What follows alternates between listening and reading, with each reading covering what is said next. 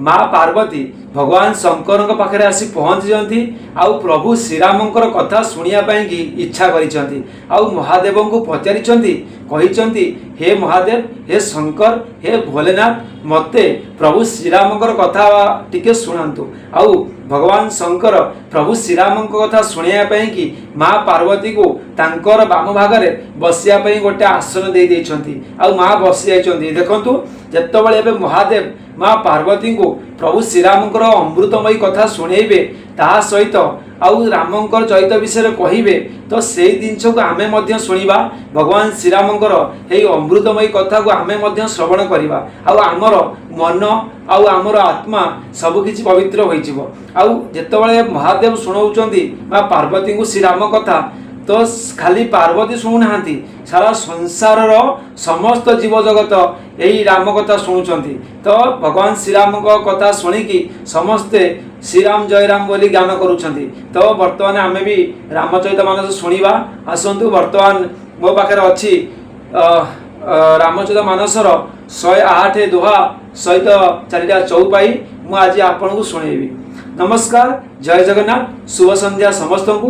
वर्तमान भगवान श्रीरामंकर से अमृतमयी कथा आमे श्रवण करिबा आ एबे आरंभ करिबा। आसंतु आरंभ करिबा। गुरु ब्रह्मा गुरु विष्णु गुरुदेव महेश्वर गुरु साक्षात् परम ब्रह्म तस्मै श्री गुरवे नमः। ओम गुरुदेवाय नमः। वर्तमान मु 108 नंबर दोहा पढ़ी कौन अच्छी आपको शुणेबी। जो नृपत नयत ब्रह्म किमी नारी विरही मति भोरी देखी चरित महिमा सुनत भ्रमति बुद्धि अति मोरी। माँ कहते जदि से राजकुमार तेबे ब्रह्म हेले किपरि। माँ पार्वती क्वेश्चन करुचंती भगवान शंकर को जदि से राजकुमार तेबे ब्रह्म हेले किपरि एवं जदि ब्रह्म तेबे स्त्री विरह रे तांकर मति भ्रम हेला किपरि।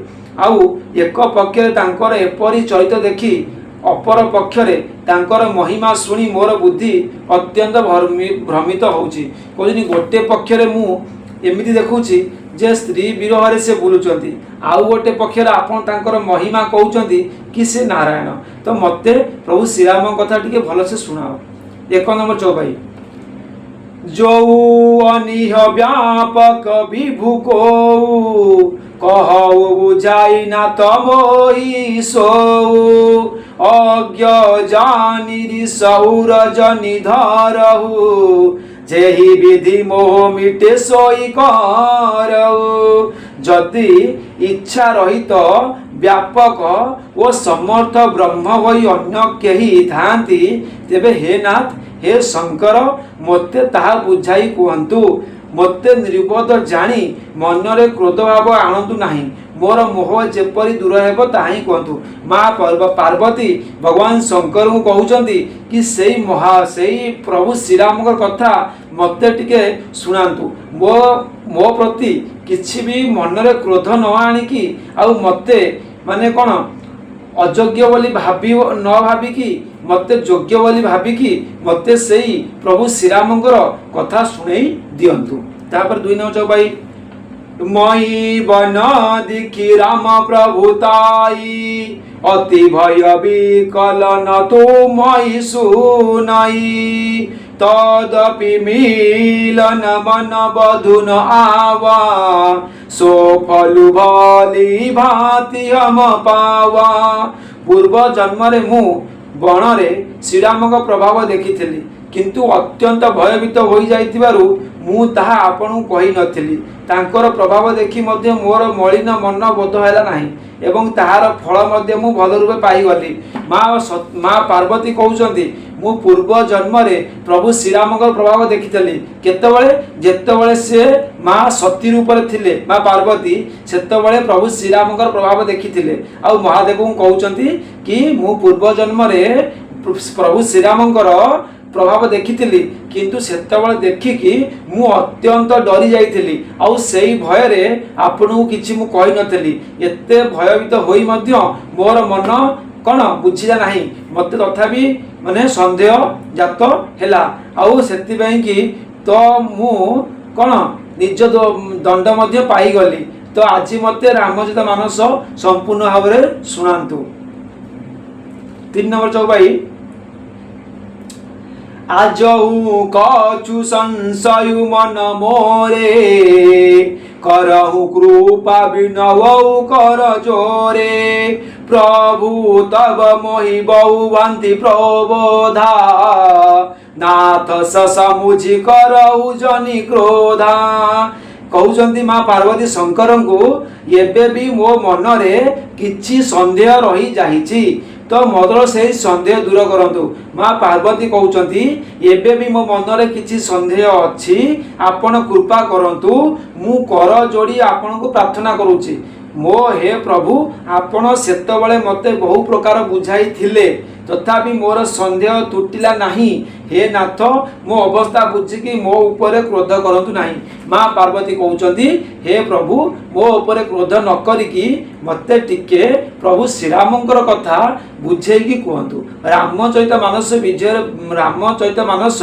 मते टिके सुनातु आउ प्रभु शंकर माँ पार्वती को रामचरित मानस सुनेबे रामर प्रभु श्रीरामंकर अमृतमय कथा सुनेबे आसतु तापर 4 नंबर चौपाई कौन कहला ना तब कर असबी मोह अब नाही राम कथा पर रुचि मन माई कहु पुनित राम गुण गाथा भुजग राजभूषण सुरनाथा श्री राम जय जय राम श्री राम जय जय राम मो भितरे आउ पूर्व परी मोह नाही वर्तमान राम कथा शुणिया पाई मो मनरे विशेष रुचि रही हे भुजग राजभूषण हे सुरनाथ आपण श्रीरामकर पवित्र गुणावली कहतु माँ पार्वती कहउचंती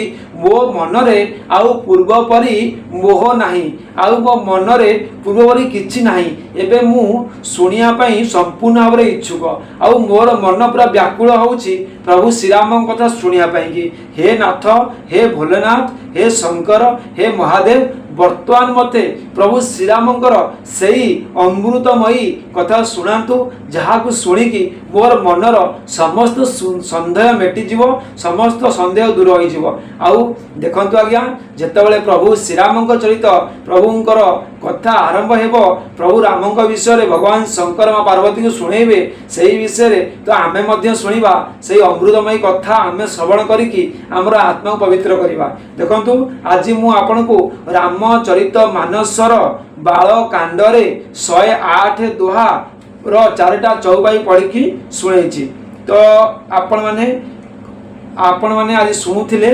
108 नंबर दोहा तो वर्तमान मते एबे समय इशारा कलानी मु आपण मानन ठारू विदाय नवाकू जाउछि पुणी देखाबा काली संध्या रे रामचरित मानसर बाल कांडरे 109 नंबर दोहा सहित 4टा चौपाई से पर्यंत अपेक्षा करंतु काली की प्रभु शंकर माँ पार्वती को प्रभु रामंकर कथा कहिबे प्रभु रामंकर चरित विषय बुझेबे केमिति प्रभु श्रीराम जन्म हैला केमिति प्रभु श्रीराम बड़ हेले केमिति अयोध्या तांकर सब लीला खेला कले सब विषय शुणेबे आमे मध्य शुणिबा से पर्यंत अपेक्षा करंतु रहिले आज्ञा श्री राम जय राम हर हर महादेव।